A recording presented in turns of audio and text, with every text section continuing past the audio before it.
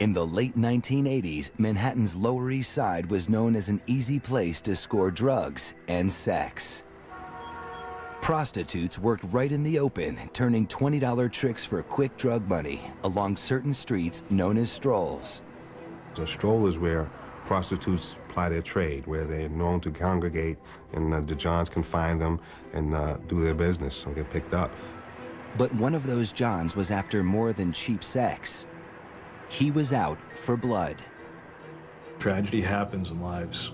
Unfortunately, it was their lives. The world wouldn't know his name until after his killing spree had ended.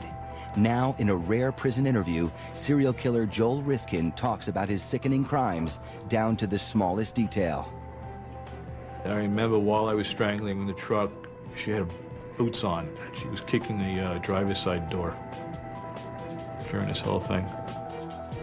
Over a 4-year period, the sadistic killer patronized hundreds of New York City prostitutes.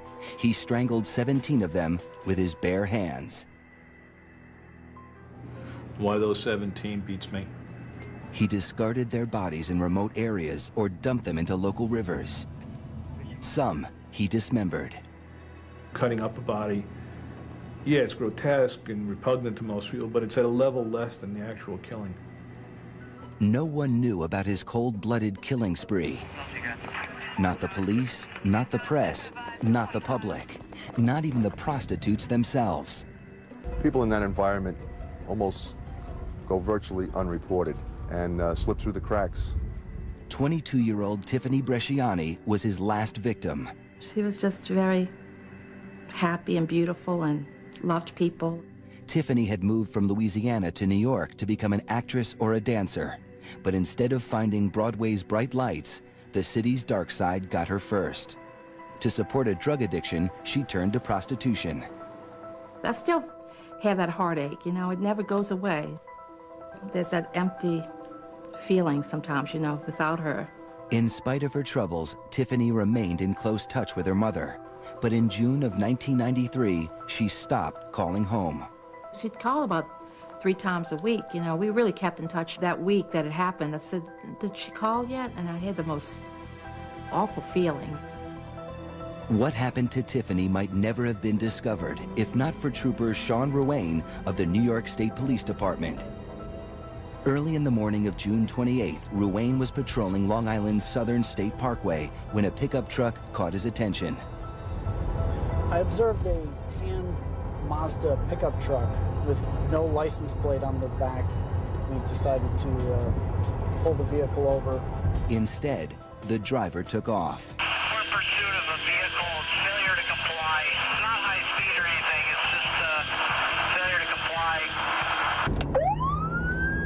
But before long, Ruane was going nearly 100 miles per hour, trying to keep up with the truck as it sped through Nassau County. Barreling through stop signs and around corners, the driver seemed willing to do anything to get away. The vehicle actually went up onto 2 wheels, and I thought it was going to actually roll over. Lucky for him, it landed back on 4 wheels. After a frantic half-hour pursuit, the driver's luck ran out when he crashed into a streetlight. I ran up to the driver's side of his car, opened the door.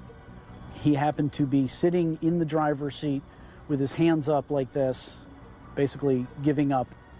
Very kind of casual, actually. As Ruane began inspecting the vehicle, he caught a whiff of something evil, a telltale odor almost every police officer knows. It appeared to be the odor of decaying flesh. In the back of the pickup, Ruane discovered a blue tarp and the horrifying secret it concealed. It appeared as if someone was just rolled up in like a blanket, and upon pulling back the tarp, we realized that there was a deceased subject in the car. I was never expecting that. The grisly find was radioed back to headquarters. You can find a cadaver inside a plastic bag, a body inside a plastic bag in the back of the trunk. Then the suspect's identity was revealed. White male, last name Rifkin, first name Joel, date of birth 012059. 34-year-old Joel Rifkin remained oddly calm at the scene, even while he and Ruane were sitting in the patrol car waiting for homicide investigators to arrive. He actually thanked me for turning on the air conditioning and said, you know, thank you for turning on the air conditioning because I know where I'm going. I'm not going to have that. Rifkin was taken to police headquarters in East Farmingdale, where detectives began interrogating him. From the start, he was cooperative.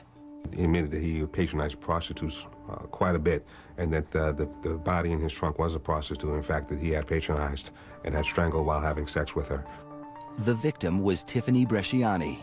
Rifkin told investigators he had picked her up on Manhattan's Lower East Side. That was someone I met in the city, and things didn't go well. After killing her, he drove her body to his mother's house and stored it in the garage for 3 days before trying to dispose of it. Pretty unusual. We never thought that somebody could do something like that. We've been around decaying bodies before, and it's a pretty disgusting smell. And for him to drive around with it, it just was unbelievable. That wasn't the only unbelievable thing about Rifkin. The detectives were amazed at his icy calm composure. He was very cool, emotionally detached. It appeared that he wasn't concerned about this at all. I had a feeling that he had done this before. Under questioning, Rifkin filled in more details about his life. He worked as a landscaper on Long Island, but was unemployed at the time. He lived in his childhood home with his mother and sister. But investigators sensed there was more, much more, to Joel Rifkin's story. Well, what I thought unusual is that here's a fellow that looks like he could be your next-door neighbor, and then go out at night, pick up a girl, and strangle her, kill her, and then dispose of the body, almost like it came like second nature. The detectives followed their hunch and asked Rifkin if there were other victims. I figured, you know, there was no point in being evasive. I gave him the whole thing. What Rifkin gave was more than anyone imagined. A confession that turned a down-and-out landscaper from Long Island into the worst serial killer in New York State history. At police headquarters, Joel Rifkin was playing a cat-and-mouse game with detectives. The 34-year-old unemployed gardener just confessed to the murder of Tiffany Bresciani, whose body was found in the back of his truck. But investigators believe there was more to the story. 7 hours into the grilling, Rifkin began to crack. They were wearing me down. It was already getting into afternoon. I'm tired. Didn't sleep the night before. They're very good at what they do. They know how to bring you to the edge and then take you back and then bring you back to the edge again. The detectives wanted to know how many other women he had killed. And then they decided to play a numbers game with me. And we asked him, like, how many have you done, 100 or so? And he said, no, I did not do it 100 times. I came out with more than one, less than 20. And going through different numbers, he said 17. He gave us the number 17. Even to such seasoned homicide detectives, the number was a shock. When that number came out, I was taken aback a little bit. He fed off of that. I think he fed off of, listen, what I've done 17, and you guys are just catching me now. He offered to draw the skeptical detectives a map showing where he had put 2 other victims. I think they were very surprised. Finally, just, hand me a map and a couple of pens and, I'll draw you pictures. So I did. Rifkin's map led police to a remote part of JFK Airport where they found a skeleton beneath a rotting mattress. It was the remains of 25-year-old Iris Sanchez, whom Rifkin murdered on Mother's Day in 1992. This one happened incredibly fast. This was, of all the girls, the fastest. The other body was also where the map indicated, just off the highway in the Hamptons. It belonged to 28-year-old Lauren Marquez, a mother of 2 from Tennessee. I just basically leaned over her and grabbed her neck. We were able to recover these 2 bodies that had not been discovered before. So that pretty much put him in the realm of being believable. Now, with 3 confirmed bodies to his deadly resume, the detectives understood who they had captured. Not just a suspected murderer, but a confessed serial killer. I sensed that he had no remorse, and I don't think he thought of the victims as human beings. I think he thought of them as just as swatting a fly. On that June day in 1993, the interrogation stretched on for 12 hours as Rifkin described each of his 17 murders in gruesome detail. His recollection was very amazing. You can recall all these things from 1989, even all the way to 1993, with each victim, how he killed them, which ones he dismembered, how he disposed of them. Before the day was out, police executed a search warrant at his childhood home. His bedroom was a mess, filled with used dishes, soiled clothes, and discarded magazines. But among the filth, the detectives discovered valuable evidence, hundreds of personal items from his victims. We were overwhelmed, like, how are we going to go through this and go through meticulously? We started to find identification and jewelry and different things belonging to girls, underwear, clothing. Rifkin had saved trophies from each woman to help him remember the murders.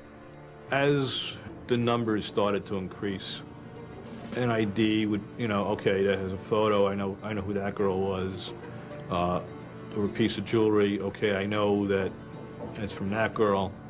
So yeah, it would help keep the sequence and to remember who was who and remember the events. Those become very important to him. Many times it's an aid in reliving the fantasy. Detectives also found a collection of research material on other serial killers. We found newspaper articles chronicling other serial killers at other times. Jeffrey Dahmer, Arthur Sawcross, different books on the Green River Killer. It almost seemed like he was making a study of these type of individuals, fully knowing what he was. Police hauled away hundreds of pieces of evidence, including a saw, a freezer, and a wheelbarrow containing a quart of fresh blood.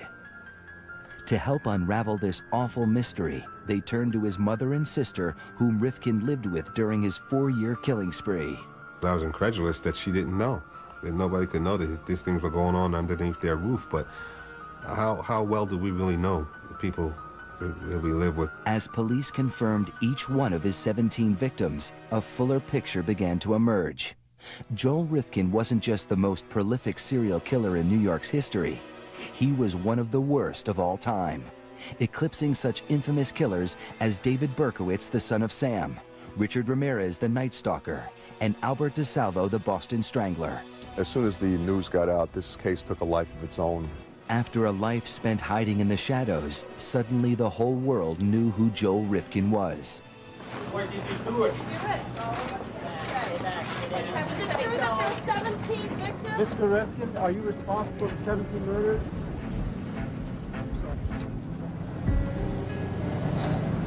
Mr. Rifkin has spoke of 17 homicides that he committed.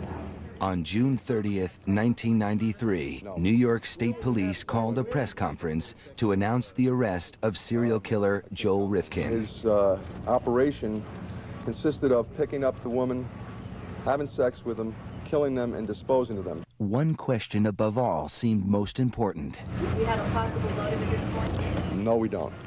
What could have caused such a quiet, unassuming man to kill so many women? Mr. Rifkin seemed like he could be your next-door neighbor, but at nighttime he had an extreme thirst for using prostitutes, and then he went on a killing spree that made him the most prolific serial killer in New York State history. No one would have dreamed Rifkin was destined for such infamy when he was adopted on Valentine's Day 1959 by Ben and Jean Rifkin. By all accounts, his early childhood was filled with love and support. Started out very loving, very, typical. My memory is mostly a few years of home movies and a lot of photographs. As we got older, though, and more of our personalities came out, more and more it became my father's little disappointment. Rifkin's father was a standout athlete and math whiz in college who had gone on to become a successful engineer at Brookhaven National Laboratory. He grew impatient with his son Joel, who had a high IQ of 128, but was plagued with severe dyslexia and coordination problems. Like every father, he's very excited about teaching me sports. He tried teaching me how to throw a football, which was his sport in high school. Oh, I couldn't catch the thing. And he just got, after a year or two, he got extremely frustrated. And that was that, no more football. Rifkin also had trouble connecting with children his age. By the time he entered school, he was constantly tormented by bullies, often in front of girls. Anybody who wanted to make a reputation as a tough or, you know, one of the local hoods, I was one of the first guys they looked for. And it was rough at times. To escape the abuse, Rifkin became cunning, devising strategies to avoid people. I was one of the last people in the building, which I was almost always late for class, and I was one of the last people to leave the building. If everybody's gone, it's safe to go. Isolated at school and at home, Rifkin retreated to his bedroom, the one place he felt safe. There, behind closed doors, his deviant ideas came to life. I develop, if I'm that type of person, a fantasy life. And I'm in my room or in my private place with this fantasy life where no one attacks me, no one makes fun of me. I'm in charge, I'm in control of that. And if that feels good, I'll continue that fantasy life, I'll elaborate on it. Rifkin's fantasy life began to overpower his hold on reality. After seeing the Alfred Hitchcock movie Frenzy as a teenager, he developed a sexual obsession with strangling women.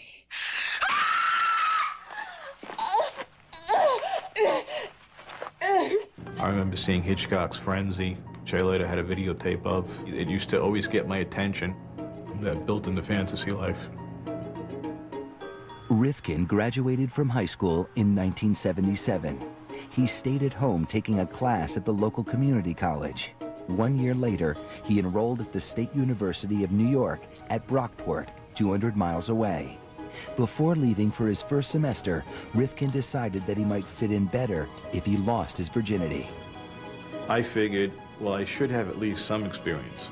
I should kind of know something of what this whole thing is. Rifkin headed into Manhattan and picked up a prostitute. She knew I was a kid, basically, so this particular woman was, I would guess, in her 30s. She'd been around, so she basically, you know, played teacher. Rifkin didn't just learn about sex. After years of feeling rejected and humiliated by girls, for just $20, he could be the one in control. The feeling intoxicated him. Self-esteem-wise, you know, as long as you had the price of admission, that was it. There was no rejection. There was no, you know, you're weird, you're in there, none of that. But even with experience, Rifkin was still an outcast at college. After 2 years, he gave up and moved back home. His father was furious, tired of being disappointed by his underachieving son. Me and my father used to have these horrendous screaming matches over little nothing things. And I was made to feel like the worst kind of son on the planet. In 1986, Ben Rifkin was diagnosed with terminal cancer. Hoping to impress his father for once, Joel enrolled in a biology class at a local university. But just before his midterm grades were released, Rifkin's dad committed suicide by taking a cocktail of barbiturates. Rifkin was devastated, especially since he received a good grade. To this day, I think he timed that cocktail knowing the test was coming. He didn't want to see the failure. And I didn't get the chance to show him that it wasn't a failure. After his father's death, Rifkin sought acceptance the only place he knew he could find it, with prostitutes. When he started a landscaping business in 1989, almost every dollar he earned went into his obsession. That was basically my drug of choice, whether it was the sexual encounter or just hanging out with them. I mean, there were times I'd spend 8 hours just driving around in the city. In February 1989, 2 years to the week after his father's death, Rifkin finally succumbed to his dark fantasies. His mother and sister had gone on vacation, and Joel decided to bring home a prostitute. She was using heroin during that night. She shot up in the bathroom and passed out for 2 hours. We had sex once, and then she shot up again and passed out again. Rifkin, who never used drugs and rarely drank, became irritated with the woman's drug habit. In the morning, still frustrated, he grabbed a howitzer shell that he had in the house and began to hit her. And I just remember picking it up, and the first blow hit her above the eye in the middle of the forehead. And by the time I put it down, I don't know, at least 20 to 30 times I struck her with it. Rifkin thought she was dead, but she wasn't. I'm hopping around, and she sits up. And that completely had me freaked out. So we ended up wrestling on the floor. I got bitten in the process. I still had the scar from that. And probably smothered her more than I strangled her. And that was the first murder. He dragged her body to the basement. Minutes after committing his first murder, Rifkin went back to bed. 4 hours, 6 hours. And woke up, realized that, oh yeah, I did do it this time. And then had the problem of how do I get this large item out of the house? Rifkin used an X-Acto knife to cut her body into pieces. And I just decided to make the package smaller. It's easier to take it out in little pieces than to take it out in one big piece. So a little hobby knife and a little effort, made 6 pieces out of it. Once I had everything carved around, I just popped it with force. The hip socket and arm sockets just popped. Rifkin drove around, throwing her body parts out of his car window along various highways. She has still never been identified. Then Rifkin went home and resumed his normal life. I don't remember any rage, any anger, just doing it. That's the odd thing about most of these murders, in that I didn't get intensely enraged. They just took place. For the first time in his life, Joel Rifkin was finally good at something. He was good at murder.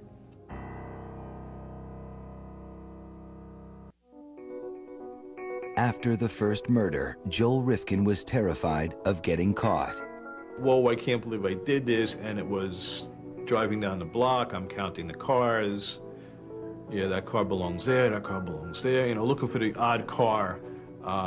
Driving past the house, circling back, you know, all this paranoia stuff.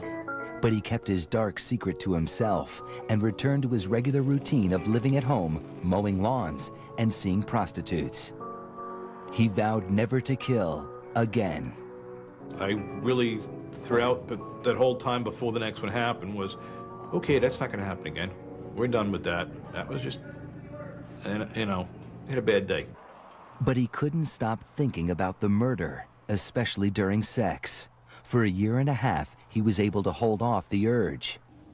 Then his mother and sister went away again, and he brought home another prostitute. Her name was Julia Blackbird. There were other girls in that interval also who I'd brought to the house, and they were all still around, as far as I know. So I don't really know what the particular spark was.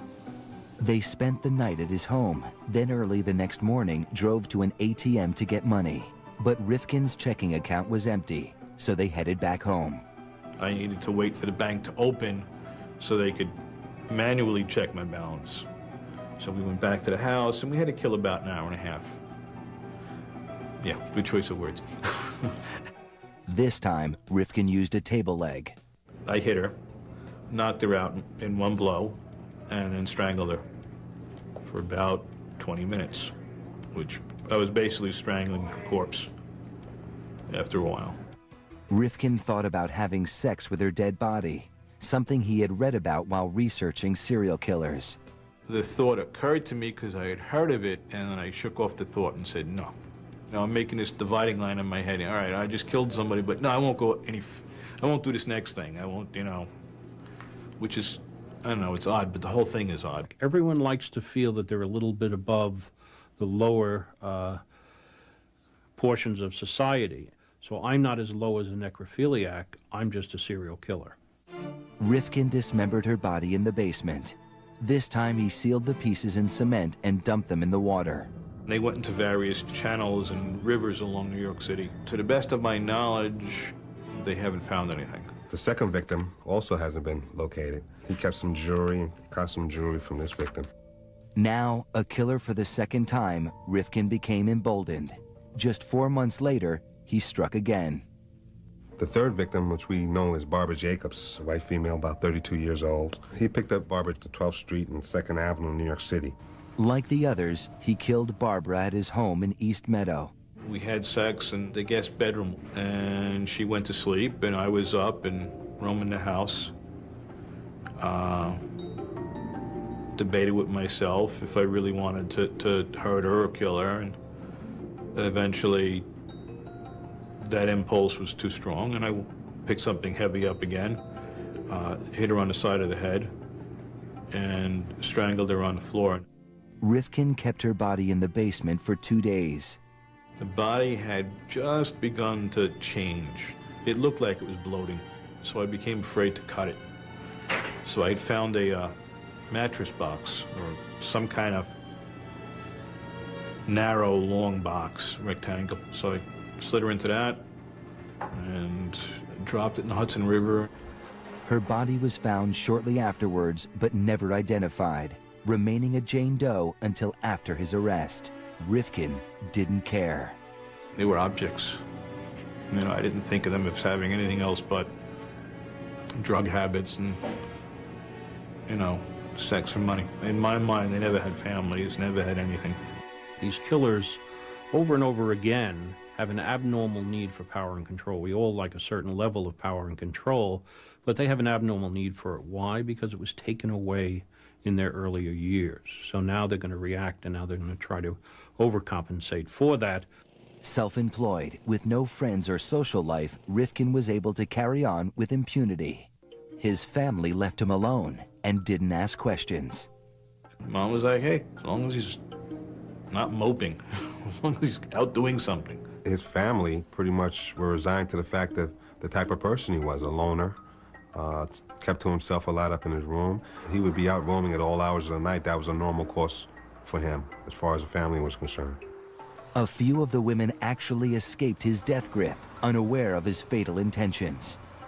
One girl she managed to hook her foot around and lift me up to the roof of the car. And broke contact, and I'm basically dangling like a bug. And I relaxed, she relaxed, and she was like, I gotta quit doing this. And of course, you're probably like me, I gotta quit doing this, and the next night she's back out and I'm back out. The first 3 murders had occurred with long intervals between them. But his 4th victim, 22-year-old Mary Ellen DeLuca, happened just a few weeks later. Rifkin says he didn't even intend to kill her. We ended up in a hotel room. My thinking was, 2 people walk into a hotel room, 2 people have to come out of a hotel room. So I was looking for ways to avoid the killing. In the room, DeLuca began to lament about her life. She was saying stories of how she had just come out of rehab and now she's getting stoned again, and her life is crap, and this has got to stop, and I wish I was dead. And I was like, she didn't have to say much more after that.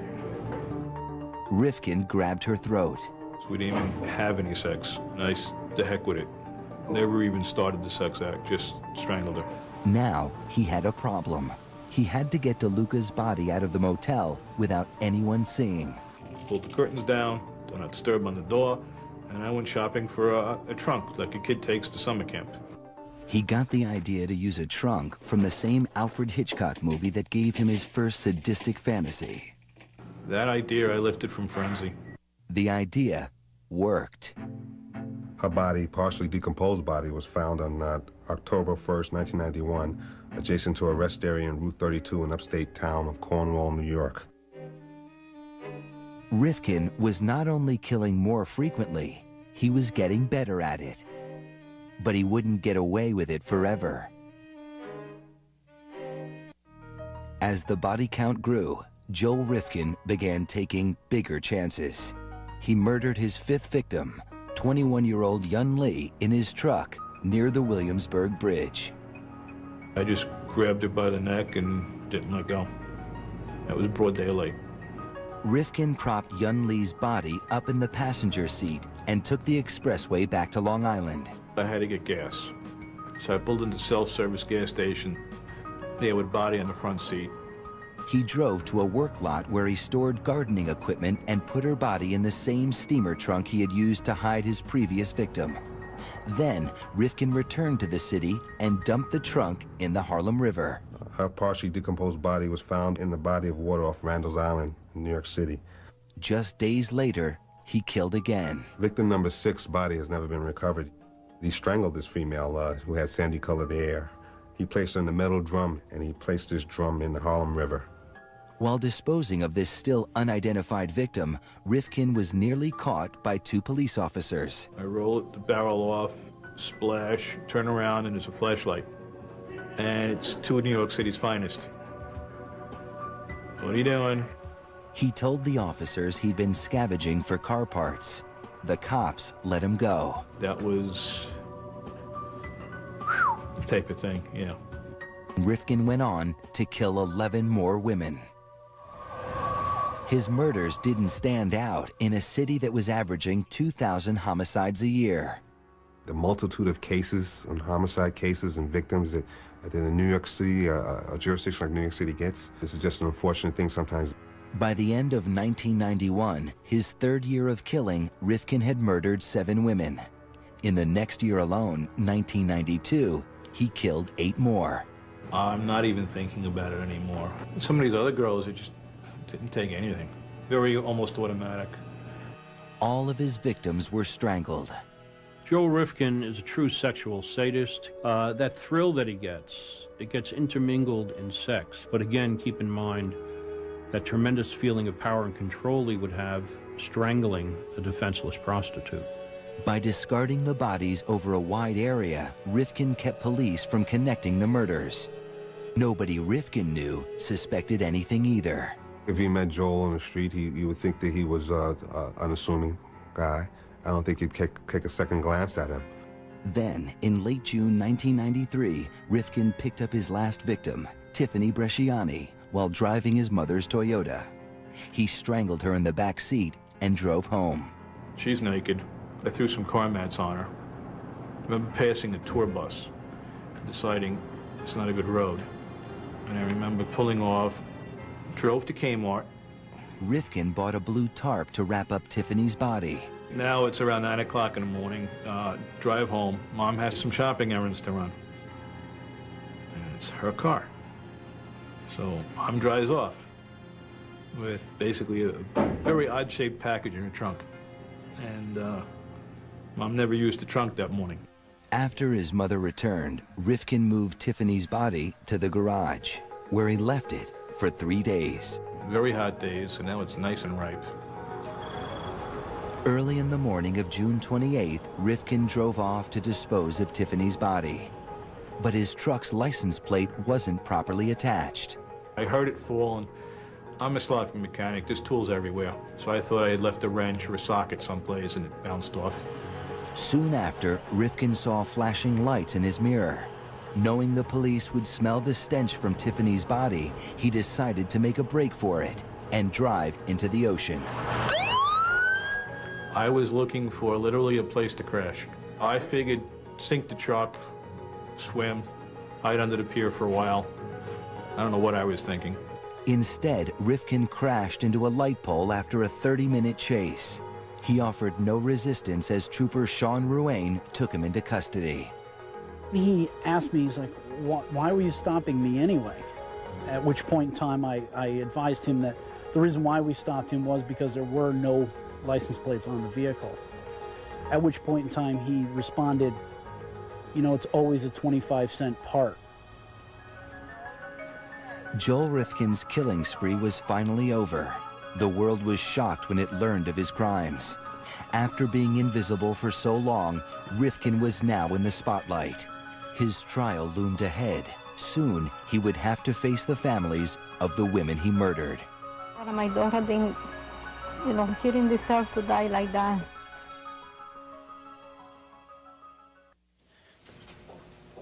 I'm not guilty. Unlike his victims, Joel Rifkin would not have to fight for his life at any of his trials. New York did not have the death penalty at the time. But faced with his own damning confession, Rifkin had few choices when he went on trial for the murder of Tiffany Bresciani in 1994. On the advice of his lawyers, he pleaded not guilty by reason of insanity. The insanity defense at that point loomed as the most viable course to pursue if we were going to, in some way, try to impress upon the jury that Joel truly didn't appreciate the consequences of his actions. Rifkin's attorneys fought to suppress his confession, arguing that it was coerced. Rifkin insists he asked for a lawyer several times during questioning. I asked for an attorney about 20 times, but when it comes to, I guess, a crime this heinous, constitutional rights get forgotten about. It's not unusual afterwards for the defendants to make all sorts of claims about what they asked for or what the police did or said to them. His confession was ruled admissible. 10 months after Rifkin's arrest, the trial began. The prosecution portrayed Rifkin as a cunning killer who knew exactly what he was doing and went to great lengths to hide his crimes.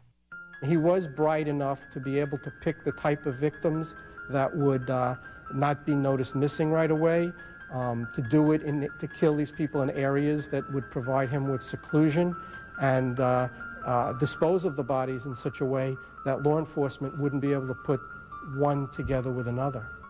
They also depicted him as a sexual sadist.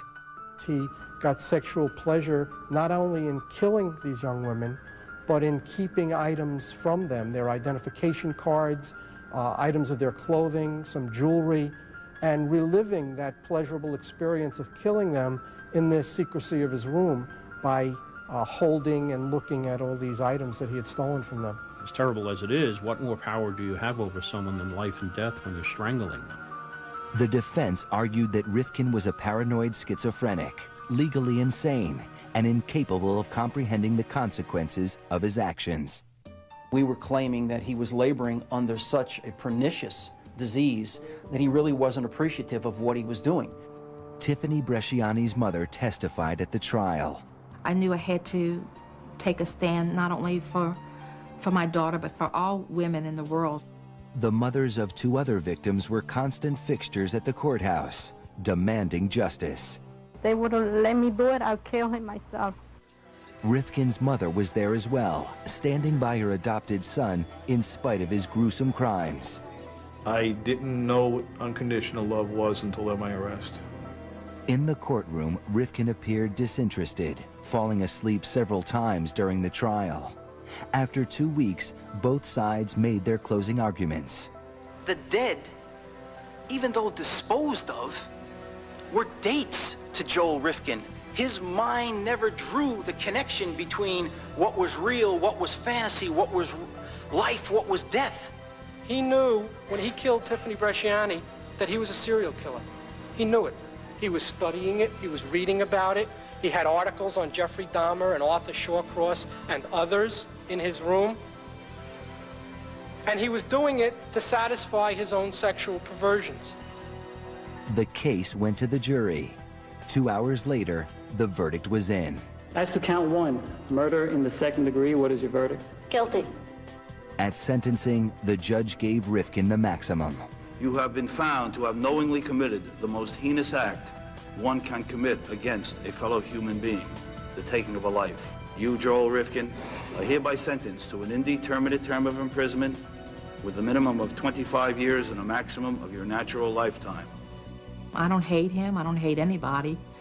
I just can't understand that. It's still a shock to me. I don't understand it.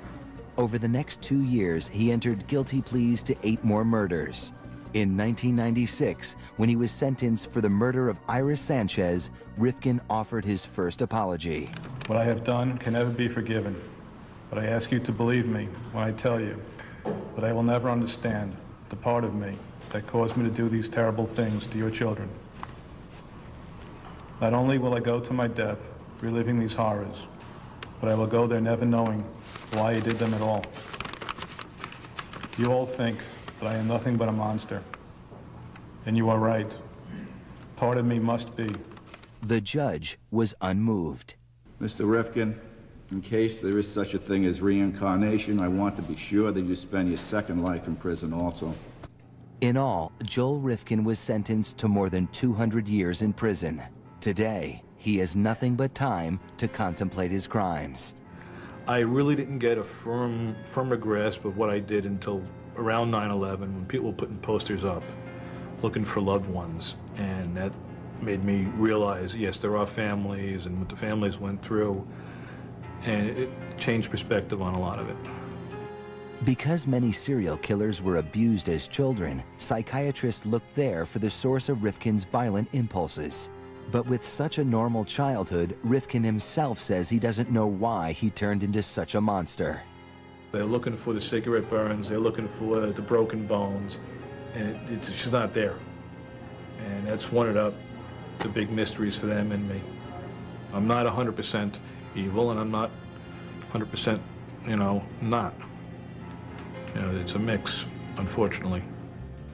After taking antidepressants prescribed by prison doctors, Rifkin says he now sees his crimes in a different light. Now the memories are the reverse of fantasies. Now I wake up. Now it's like a kid waking up from a nightmare.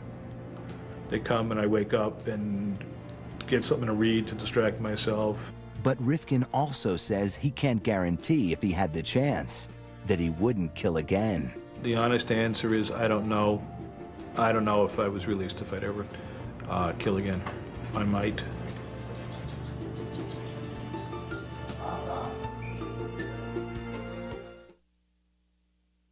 On the next all-new Family Plots. Poor lady was so distraught. When one loss brings him down. He'll dwell about this lady's death for the rest of the day. One life can cheer him up. Chuck took his kitty to a costume party. I think we need a little help. Up against the ropes, baby. An all-new Family Plots. Sunday at 9 on A&E.